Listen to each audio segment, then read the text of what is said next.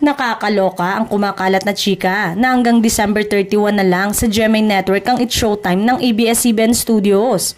Matunog na matunog ang chikang ito. Pero syempre, tahimik lang ang mga taga-GMA Network pati ang mga taga-kapamilya. Pero ano nga kaya ang totoo? Una, ang sabi, 6 months lang daw dapat ang kontrata ng It's Showtime sa GMA at extended lang daw hanggang sa end of the year.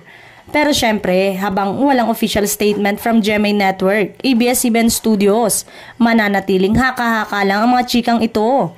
Ang pinapalabas pa ng iba, babalik ang Tape Incorporated sa noon time slot ng GMA Network. So tinanong ang isang insider ng Tape Incorporated at same din ang sinabi nito, like Attorney Maggie Abram Garduque, na wala pa raw final na usapan sa GMA Network na hindi pa sure kung ano ang magiging time slot nila kung sakasakali. Wala pa.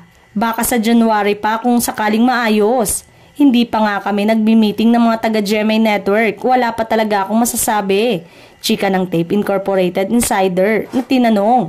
O ayan, puro haka-haka pa lang ang lahat at hintayin muna nating maglabas ng official statement ang GMA Network at ABS-CBN Studios tungkol sa matunog na chikang ito. Samantalang, ngayon pa lang ay nakaabang na umano ang ibang TV network kung sakali na matapos ang kontrata ng It's Showtime sa GMA dahil gustong-gusto nga nila na makuha ang nasabing programa gaya ng All TV.